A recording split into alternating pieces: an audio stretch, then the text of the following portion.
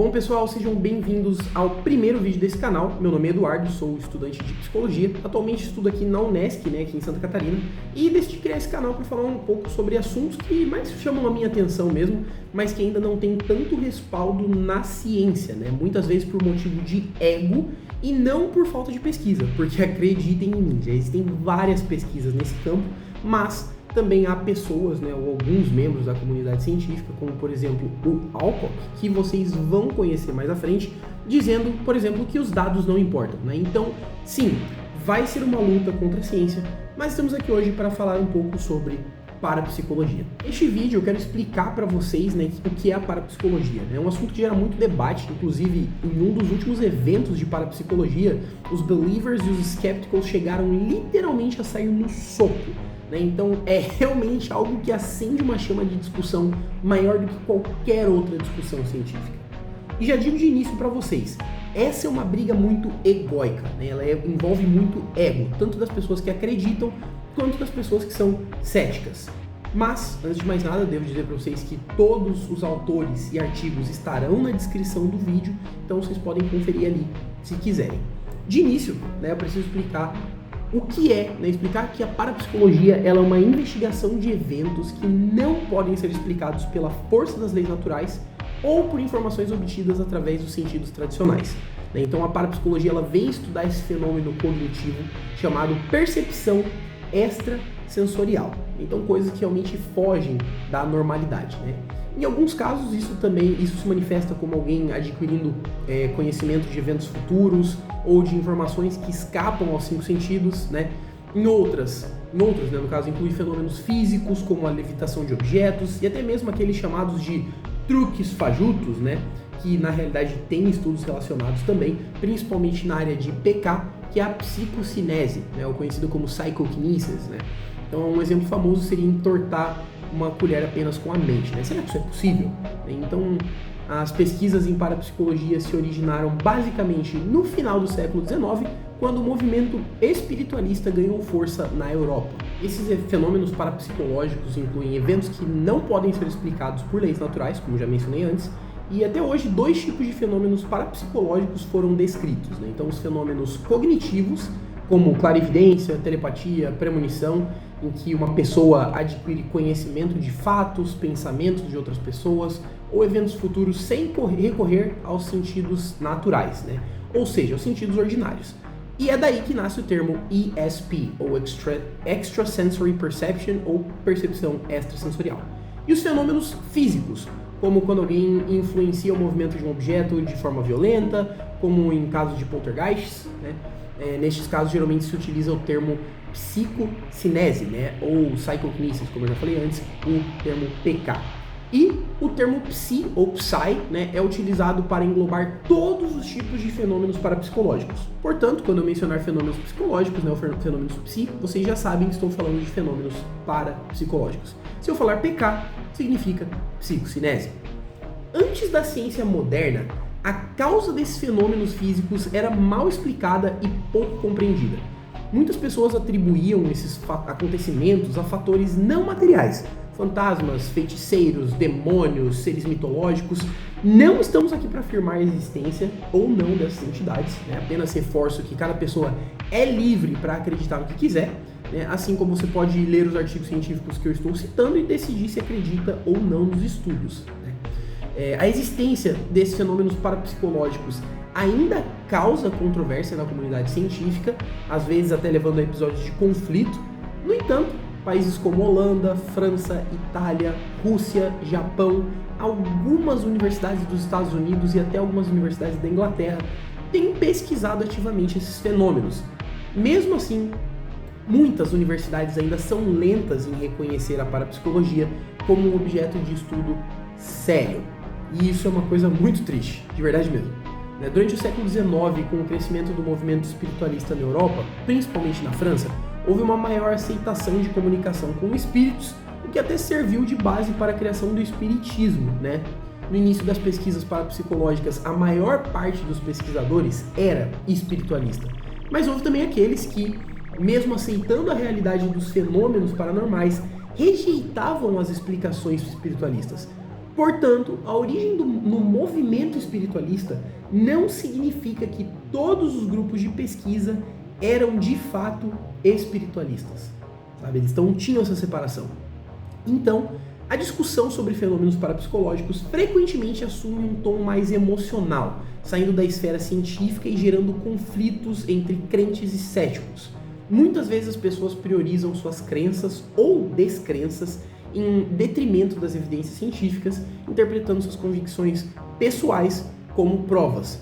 O que a gente já sabe, nós estudantes sabemos que a gente não pode levar muito em consideração nossas convicções pessoais, mas sim as coisas que estão escritas nos artigos e tudo mais. Vale destacar que mesmo nos artigos que embasam esse vídeo, incluindo estudos de céticos, os resultados geralmente são não conclusivos. Pesquisadores inclinados a acreditar nos fenômenos ao replicarem experimentos em diferentes locais com resultados similares tendem a considerar os eventos como comprovações de fenômenos paranormais. Por outro lado, os céticos continuam considerando os resultados inconclusivos, mesmo diante dos mesmos dados, e muitas vezes, ao tentarem replicar os experimentos, conduzem-nos de uma forma com que reforça a inconclusão, com um viés de ceticismo. Em suma, mesmo com dados e fatos, o debate entre crentes e céticos permanece mostrando que a parapsicologia é um campo de estudo cercado de complexidade, controvérsias e muito, mas muito ego, que é o principal motivo de não ir para frente os estudos da parapsicologia. Mas enfim, já que mencionamos a percepção extrasensorial, ou ESP, independente dos processos sensórios conhecidos, entramos em fenômenos como a telepatia ou transferência de pensamentos entre pessoas, a clarividência, que seria perceber fenômenos e objetos sem que os outros tenham conhecimento ou sem que você mesmo tenha o contato direto com o objeto, e até mesmo premonições ou conhecimento do futuro. Muitos atribuem isso à coincidência, que pode ser, uma sensação estranha ou uma brincadeira da mente, mas existem fatos que acontecem, e se olharmos pelo lado de Carl Jung, por exemplo, que trouxe muitas ideias sobre o inconsciente coletivo, talvez sejam coisas que conseguimos captar do mundo de forma mais profunda. Por exemplo, Jung teve um sonho relacionado ao início da Primeira Guerra Mundial.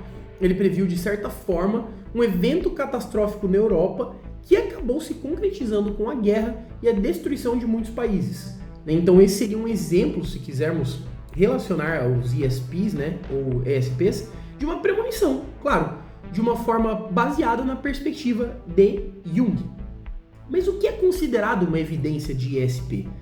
Basicamente, uma porcentagem alta de resultados positivos em um número significativo de testes. Não é necessário atingir 100%, e é por isso que algumas pessoas acabam se distanciando da parapsicologia ou não levando o assunto tão a sério. Nem sempre os fenômenos ocorrem da mesma maneira, Então, eu sempre pelo menos pensei dessa forma, No canal, como vocês já sabem, focamos bastante em eventos como poltergeists e aparições, e como estudante de psicologia, eu entendo que todas as pessoas são diferentes. Se considerarmos hipoteticamente que espíritos sejam reais, eles também foram pessoas em algum momento da vida. E cada indivíduo é único. Portanto, fazer as mesmas perguntas a diferentes espíritos pode não funcionar da mesma forma. Por isso, a evidência estatística positiva, em maior porcentagem, é considerada indicativa de ESP. Houve casos de pessoas afirmando ter habilidades paranormais ou supernormais para encontrar desaparecidos, por exemplo. Algumas tiveram sucesso, mas muitas foram desmascaradas como charlatões. Esse é um dos problemas da parapsicologia. Até mesmo o próprio Alcock, cético em relação aos fenômenos parapsicológicos, reconhece essa dificuldade. A romantização hollywoodiana de aparições, poltergeists, premonições, isso acaba prejudicando a compreensão real desses fenômenos.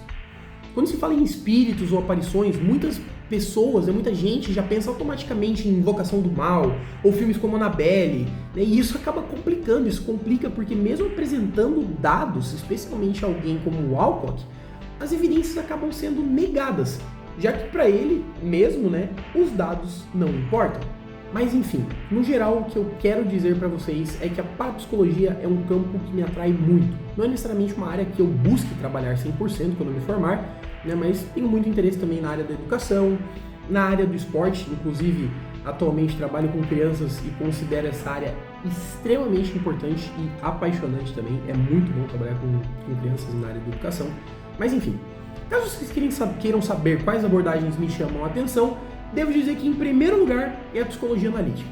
Acho que as ideias de Carl Jung são muito interessantes, né? Ele possui um conhecimento profundo e muitas das coisas que ele propõe podem ser relacionadas aos fenômenos parapsicológicos, principalmente quando falamos de inconsciente coletivo, como mencionei anteriormente neste vídeo, né? Então, além disso, também venho me aproximando aos poucos da terapia cognitivo-comportamental, a TCC, ou psicologia baseada em evidências, né? Que é cientificamente comprovada na maior parte dos casos. Nem na maior parte dos casos, né? Quer dizer, se é PBE, então é considerado confiável na maior parte das situações. Enfim, acho tudo isso muito interessante. Quero continuar pesquisando e acredito que vocês também vão gostar muito de acompanhar essa nossa jornada na parapsicologia. Claro, não posso dizer que eventualmente não faremos pesquisa em loco, ainda não tenho um grupo formado para isso, mas estou buscando, conversando com meus amigos e tentando convencê-los de que não é 100% loucura passar a noite em um local dito, por exemplo, mal assombrado. É algo que eu quero muito fazer e eu estou bem empenhado nisso, né, na realidade. De vez em quando também teremos momentos mais descontraídos, momentos mais divertidos, podendo até fazer uma jogatina de phasmophobia ou atividades relacionadas a ghost hunting, né? Eu sei que é um nicho que atrai poucas pessoas, mas de vez em quando podemos explorar isso, com certeza. Devo mencionar que eu também tenho outros 2 canais no YouTube. Um é Edu e Jack, que é meu canal com o meu cachorro, embora ele não apareça muito, né, porque ele não tem muito interesse em aparecer. Ainda assim é o foco principal da minha vida, né, então é por isso que o nome dele está lá, e na foto do meu canal ele também está lá.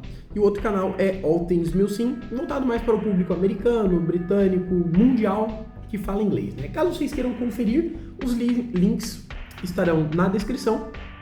Um pouco mais sobre mim. Sou natural de Curitiba, sou curitibano. Quanto ao futebol, sou atleticano e sim, sofro bastante com isso. E se alguém vier dizer que o meu time é ruim, sim, é horrível. Mas fazer o quê? Algumas coisas não se escolhem, se nasce com elas. Enfim, pessoal, estou aqui para falarmos e conversarmos sobre o paranormal, sobre coisas interessantes, artigos, até mesmo artigos que vocês queiram me mandar, né? Podemos ter essa conversa desde que seja civilizada. Eu não vou faltar com respeito, né? Não faltarei com respeito com ninguém, desde que não faltem com respeito comigo. E é isso, pessoal. Agradeço a todos vocês por assistirem ao canal. Por favor, inscrevam-se e ficamos por aqui. Até o próximo vídeo. Tchau, tchau.